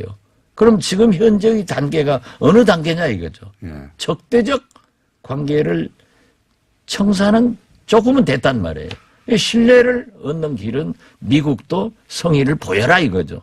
그러면 미국은 돈 내기 싫으면은 우리 한국이라도 최소한 금강산 관광이나 개성공단 같은 거라도 풀어주면은 진심을 알 거 아니에요. 북한 입장에서는 우리가 내놓을 수는 있어. 하지만 미국이 풀어준다는 보장이 없잖아. 이러면은 못 내놓는 거죠. 못 내놓죠. 예. 그러니까 지금 못 내놓고 있는 거죠. 역지사지해도 당연히 이해가 김정은 갑니다. 위원장이 예. 그렇게 만만한 분이 아니에요. 그러니까 미국이 뭔가를 약속해 줘야 되는데 뭔가를 약속해 줄 준비가 미국도 안 돼 있는 것 같아요. 지금 아무것도 안 돼주고 계속 요구하는 거 아니에요. 만나자마만 말만 하죠. 만나자마. 그렇죠. 만나자고 하면서 예. 올 수 없는 날짜만 딱 트럼프 주니까. 대통령은 안 만나는 일정으로. 그렇죠. 그러니까 트럼프 대통령이 뭔가 줄 게 없다는 거죠. 당장. 그건 이제 제가 볼 때는 2년간 예. 이게 돼요. 비핵화는 결국은 되는데 된다고 항상 이 하셨지만. 2년간 대선 가도 일정에 시간표를 맞춰가는 거예요. 저도 그런 것 같습니다. 예. 역산해가지고. 예. 예. 그러니까 당장 지금 내놓을 수는 없는 거죠. 미국 입장에서. 그렇죠. 예. 그거는 알겠는데 북한 입장에서는 그러면 힌트라도 주든가요. 뭐 아니면 이렇게 하면 이렇게 한다는 약속이라도 뭐 따로 해주든가요. 뭐 줘야 될 거 아닙니까? 예, 그렇죠. 그러고 저는 뭐 깡패예요, 깡패. 여야 우리 국회에도 그럽니다만은 야당들이 뭐 대통령 뭐 만나자면 거절하고 뭐 이런 게 있어요. 만나서 할 얘기 하면 되는 거예요. 성과는 나중에 나오는 거니까. 그래서 북한도 미국이 그러다 분리하더라도 가서 만나서 할 얘기 해라 이거예요. 저쪽에 깡패는 맞는데 가서 그래도 만나라는 말씀이시잖아요. 계속해서. 깡패라고 하면요. 예. 큰일 나요. 왜냐하면 댓글 깡패인데요, 붙어가지고 혼납니다.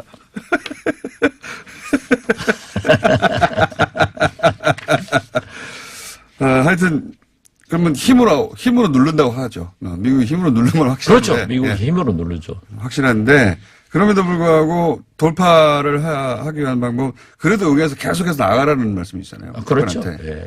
왜냐하면 다른 방법이 없으니까요 지금. 그렇죠. 예. 아니 그래서 거듭 말씀드리지만 김정은 위원장이 문재인 대통령, 트럼프 대통령 임기 동안에 해라 이거예요.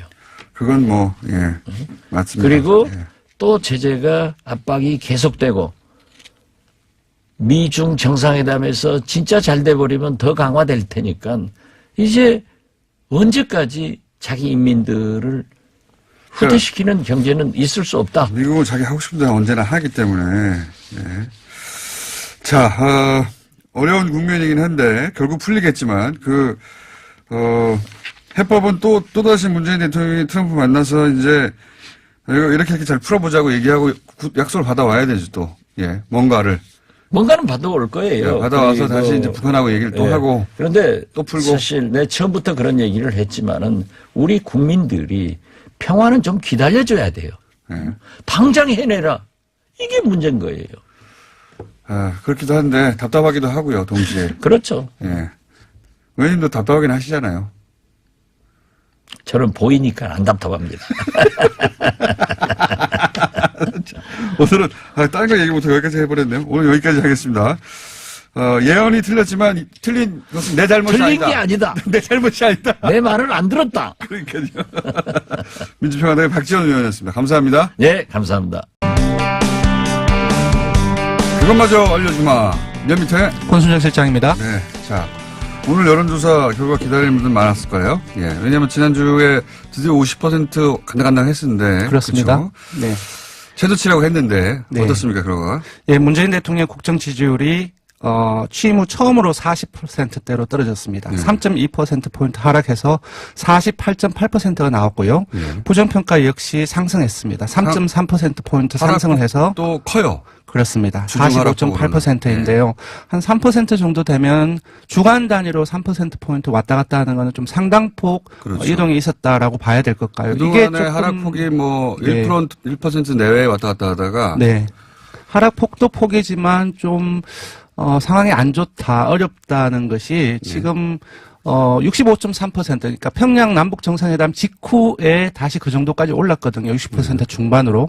그 이후에 9주째 하락세가 이어지고 있습니다. 그러니까 이런 경향성들을 봤을 때 지금 상당히 국정 운영을 하는 데 있어서 어려움을 겪고 있다라고 봐야 될 것 같아요. 그리고 이제 그 하락의 질, 내용도 문제인 것 같아요. 누가 네. 어떤 지점에서 맞습니다. 이탈했는가. 그래서 좀 비교를 해봤습니다. 그래서 일단은 이제 뭐 긍부정 평가가 조금 말씀드렸다시피 아주 이전에는 불과 2달 전에만 해도 부정평가보다 2배 이상의 긍정평가가 높았는데 이제는 오차범위 내로 3%포인트로 내로 줄어들었습니다. 이것이 지지율 자체보다 네. 더 중요한 것은 네. 부정적인 평가가 네. 긍정적인 평가에 거의 근접했다. 네. 그죠? 그래서 네. 일단 9월 4주차, 근데 그때하고 이제 요번에 나왔던 것을 비교를 해봤더니 일단 다 떨어졌습니다. 그래서 뭐 이영자는 전 아닌 것 같아요. 다 예. 방금 박지원 나가신 박지원 의원님 맡으신 표현이다, 이영자. 예, 이영자는 20대. 아니고요. 이제 50대 분석을 해보니, 50대? 예, 분석을 해보니 다 떨어진 중에서 하락을 주도한 계층이 어디냐면, 중도. 보수층, 중도층, 그리고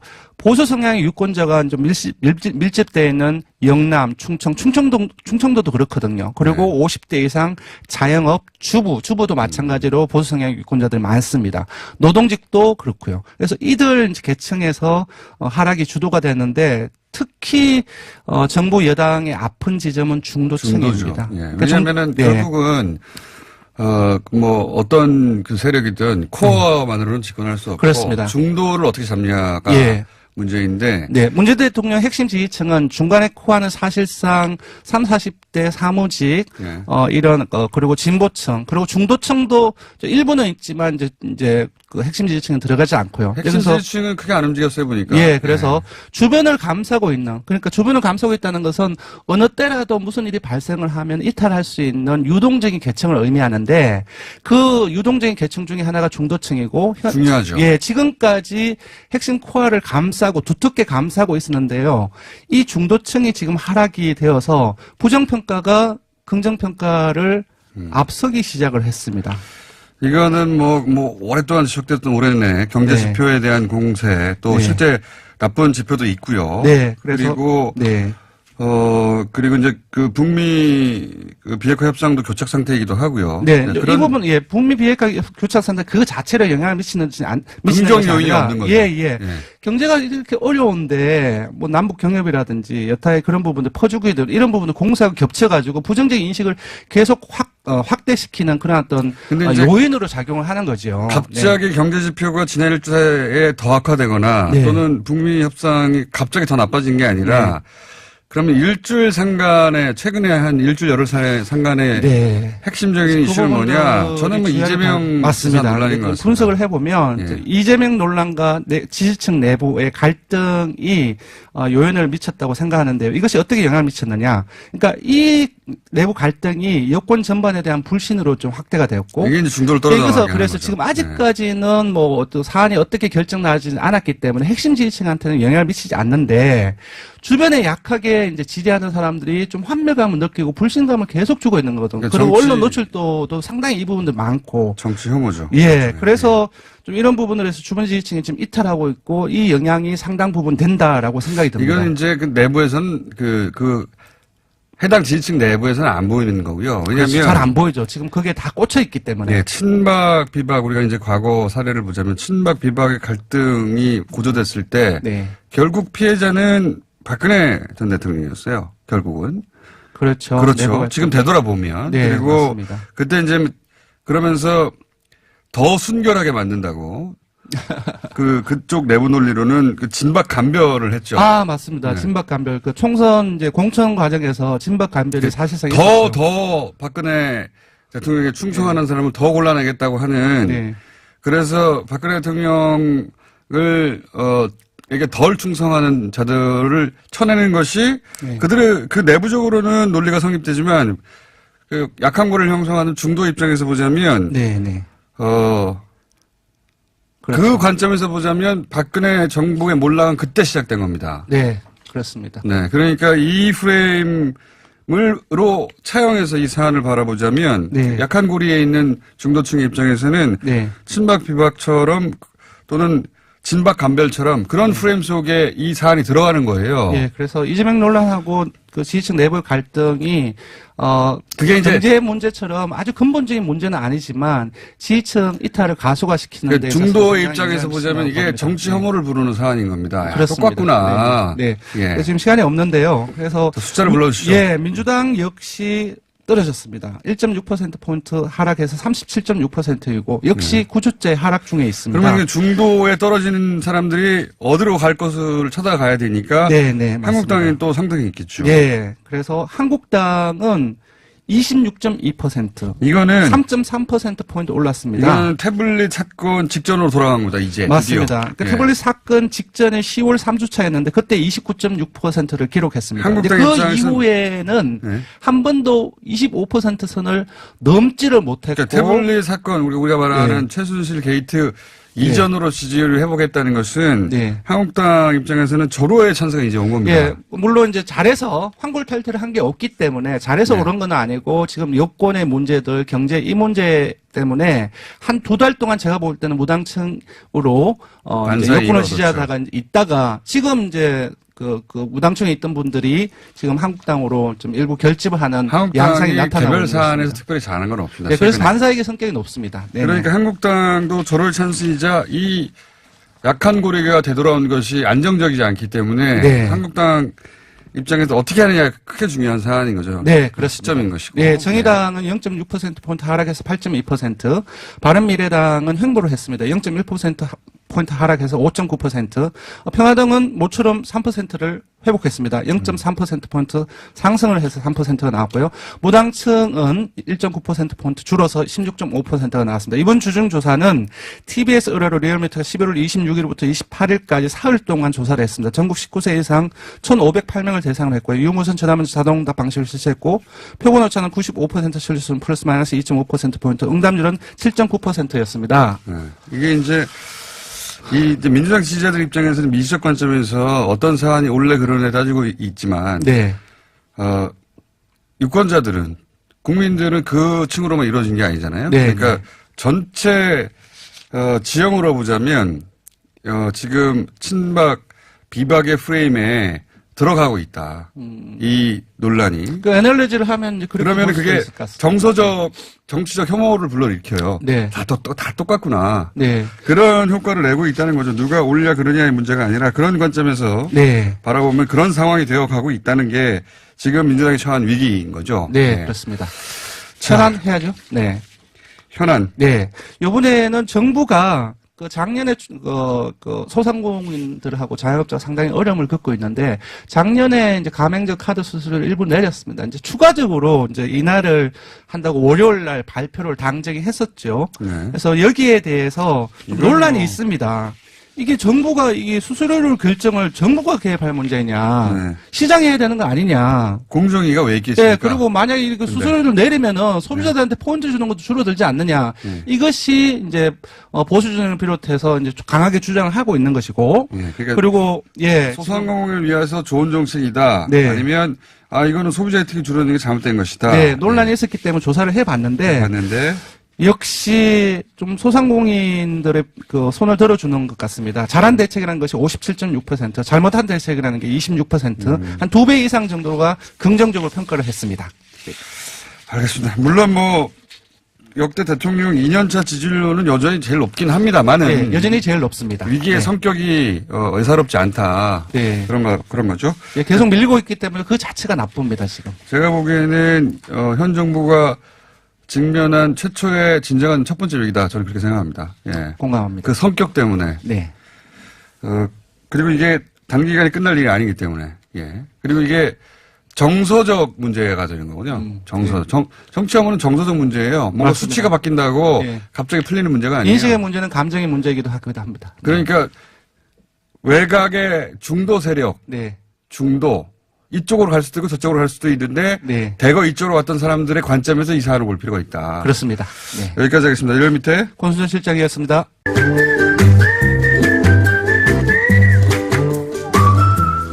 도시건축가 김진일 박사님 나오셨습니다. 안녕하십니까? 네, 안녕하세요. 시간을 제가 2분 까먹었기 때문에 빨리 진행하겠습니다. 지난주에 사무건축, 위장 계열사였다 삼성에 결국은 네네. 예. 그것도 이제 고발 조치가 됐고요. 네. 지난주에 사실은 이제 제가 이거를 주장을 하는 게 뭐 삼성의 문제를 얘기하기보다 건축 설계 업계의 이 구조적인 문제 이걸 가지고 제기를 하는 건데 지난번에 하고 나니까 정말 이 설계하는 쪽에서 연락이 많이 왔더라고요. 맞아. 아니, 문제 제기를 해주셔서 고맙습니다. 우리는 50년 동안을 알고 있던 건데, 79년부터 이미 업계에서는 알고 있던 게 40년 지나가지고, 이제 그런 게 나오는 게, 이게 이럴 수가 있냐. 그렇죠. 삼성이라서 그래요. 그게 근데 삼성만이 아니고, 다른 계열사들, 다른 기업들도 좀 그런 문제가 비슷하게 있거든요. 어쨌든 삼성이 그걸 하기 그러니까 때문에. 삼성이 나서서 그런 걸 하니까 잘 커버가 되는 그러니까 거죠. 삼성이 그걸 하기 때문에. 네. 딴 데를 잡으려면 삼성부터 잡아야 되니까 못 잡아서 다들 내버려 두는 거예요. 예. 그래서 이제 제가 이 김에 뭐 설계업계 솔직히 이제 지금 이 얘기가 일반 대중들이 이렇게 관심 있어 하는 얘기는 싶어요. 아니지만 예. 그렇지만 알아야 될 일입니다. 예. 그러니까 왜 그러면 사무건축 같은 위장 계열사 운영을 했느냐. 예. 아까 지난번에 얘기하는 건 쓰기 편해서 있지만 사실은 그것보다는 더 일감을 따기 위해서입니다. 따기 위해서라면. 그러니까 근데 이제 왜 일감을 그럼 큰 거 가지고 딸 수 있느냐. 우리가 보통 설계자를 정할 때 몇 가지 방침이 있습니다. 어떤 걸 맨 처음 하시겠어요? 제일 많이 하는 게 가격 입찰이에요. 가격 그러니까 설계 같은 거 보지 않고 그렇죠. 근데 가격이 얼마큼 쌌냐를 하는 걸 하는 게 그런 게 있고요. 그 다음에는 요새 많이 쓰는 게 아마 많이 들어보셨을 텐데 턴키라는 게 있습니다. 턴키로. 예. 턴키라는 건 설계부터 시공까지 일괄. 한건 일괄로 하는 예. 거. 그 다음에 세 번째는 이제 그 뭐 요새 설계 경기라고 하는 게 있는데 설계 경기는 이제 국내도 있고 국제도 있고 그래서 조금 질 높은 설계자를 뽑겠다. 예. 이런 게 있는데 여기에 요 세 가지가 가장 주요한 방법입니다. 이 세 군데에 다 대형 회사들이 훨씬 더 이익이 좋습니다. 자, 저기 뭐야 오늘은 그 가격 입찰 같은 건 가격 입찰 같은 건 너무 왜냐하면 가격 입찰 같은 건 가격만 정보를 제일 잘 알아야 되고 자격 요건에서 딱 거기에 들어가야 되고 네. 그러니까는 그거는 정말 예가를 어떻게 하느냐의 정보에 따라서 이걸 딱 할 수가 있는 게 담합을 해버리거나 담합을 해버리. 그다음 두 번째가 이제 제일 문제가 있는 게 턴키입니다. 턴키. 턴키는 아마 요새 일반인들도 오늘 이제 턴키 얘기를 주로 할 건데 일반인도 잘 아실 거예요. 4대강 사업했을 때 턴키 한 거 너무 잘 아시니까. 그리고 그때 잘 몰라요. 아니 그때 16개 보호 사업을 하는데 예. 그중에서 약 8개가 처음에 경기를 했는데 그게 턴키 입찰을 했거든요. 예, 일괄. 일괄로 턴키 입찰을 하는데 그때 2, 3년 뒤에 나온 얘기가 그게 서로 다 담합을 해서 했다. 그렇죠. 이번에는 요거는 네가 먹고 저거는 네가 먹고. 그리고 이제 가장 저기 한 게 보통 이런 걸 하면 예전 가격이 있을 거 아니겠어요. 가령 이걸 100억짜리로 하겠다. 보통 이제 500억 이상짜리를 꽤 큰 거를 주로 턴키를 하는데 그때의 턴키 입찰률이 통상적으로는 한 76%, 80% 사이인데 이 경우에 입찰률 예가가 100억이면은 대개 한 75억에서 80억 정도 사이를 쓴 사람이 대개 낙찰이 됩니다. 마지막에 뽑혀요. 근데 턴키 4대강 같은 거 할 때는 94%. 그렇죠. 그 말은 뭐 무슨 얘기냐면 높은 가격에 해줬고. 그리고 이제 그 여기 나면 한 20억 정도는 어디 비자금으로 갔거나. 원래 75%에 낙찰될 것을 굉장히 높은 가격에 정부가 줬다는 거죠. 네네. 사업을. 그렇게까지 할 필요가 없는데 글쎄요. 돈을 많이 줬다는 거예요. 4대강 사업에서 그 문제가 있었고요. 나머지의 여러분 주위에 턴키로 그러니까 워낙 턴키라는 건 토목에서 주로 쓰던 겁니다. 근데 요새 이제 건축까지 들어왔어요. 근데 건축에서도 가령 인천국제공항 같이 이제 좀 엔지니어링이 굉장히 중요시 여기는 건물은 가끔 턴키로 합니다. 근데 그렇지 않은 것까지도 막 턴키로 해요. 여러분 주변에 있습니다. 예를 들면요. 서울시청.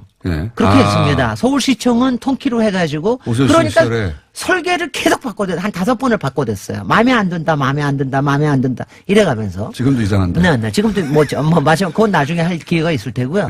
그런 경우 여러분 주변에 제일 많은 게 뭐냐? 아파트입니다. 아파트는 솔직히는 턴키라는 이름을 붙이지는 않아요. 근데 그게 실제로 저기 되는 게 시행사를 정하면 시공사를 정하잖아요. 그러면 시공사를 정할 때 뭘 가지고 들어가면 설계안을 가지고 들어옵니다. 가격과 설계안을 같이. 그러니까 여러분들 지금 조합에 하시는 분들 여러분들이 다 턴키 발주업자입니다. 그러니까 그렇게 되면 무슨 문제가 있느냐. 무슨 문제가 생기는 거예요? 무슨 문제가 원래 있느냐. 턴키는 일감을 주는 사람 입장에서는 관리가 좋잖아요. 관리하기 좋아서 하죠. 그렇죠. 여러 회사가 개별 계약을 하지 않고 한 놈한테 다 몰아준 다음에 그리고 설계부터 시공까지 다 알아서 하니까 그렇죠. 나중에 책임 묻기도 좋고. 그래서 하는 건데. 그런데 이제 그렇게 되면은 뭐냐면 그 안에서 이제 일단은 저기 하는 게 그 안에서 견제가 잘 이루어지지 않는다는 거. 그 다음에는 안이 아니라 가격 위주로 된다라는 거. 말하자면 좋은 질보다는 편리성 위주로 된다라든가. 실제 일하는 사람을 관점에서 보자. 그 안에서는 이노베이션이 잘 아니라 이런 게 이제 계속 가끔가다 이런 게 생기는 건 좋은데 이런 일이 그냥 파라해지면은 이노베이션이 안 일어나는 거예요. 그 안에 혁신이 안 일어납니다. 맨날 똑같은 아파트가 나온다. 그러니까 똑같은 아파트가 일어나는 이유 중에 하나도 그겁니다. 그겁니다.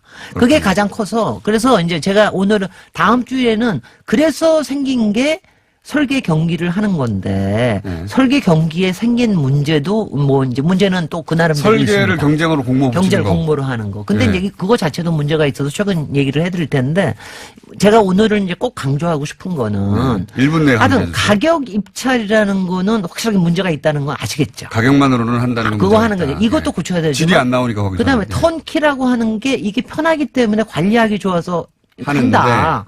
근데 그거 자체가 사실은 실제적으로 설계의 질을 계속적으로 떨어뜨리는 일이 되고 그래서 여러분들이 불만스러워하는 여러 가지 문제가 생기고 있는 것이다. 똑같은 공장 제품이 막 찍히듯이 건물이 그래서 나온다. 그리고 그러니까 아닌 게 아니라 큰 회사들이 자꾸 생기면서 자기네들끼리 해먹는 담합하고 거군요. 짬짬이 해먹고 이러는 거다. 그래서 소위 건축의 우리나라의 다양성, 네. 실험성 혹은 와 하는 건물이 안 나오는 안 나오는 이유가 제도적인 이유입니다. 네. 바로 이렇게 네. 턴키로 하기 때문이고 그렇게 하기 위해서 이걸 위장 계열사로 숨기고 있었다. 숨기고 있는 거예요. 왜냐면 이게 자기들끼리 짬짬이 하려고. 짬짬하기가 쉽고요. 그러면 떡값도 좋고 비자금도 좋고 좋거든요. 김진애 박사님이었습니다. 안녕. 내일 뵙겠습니다. 안녕.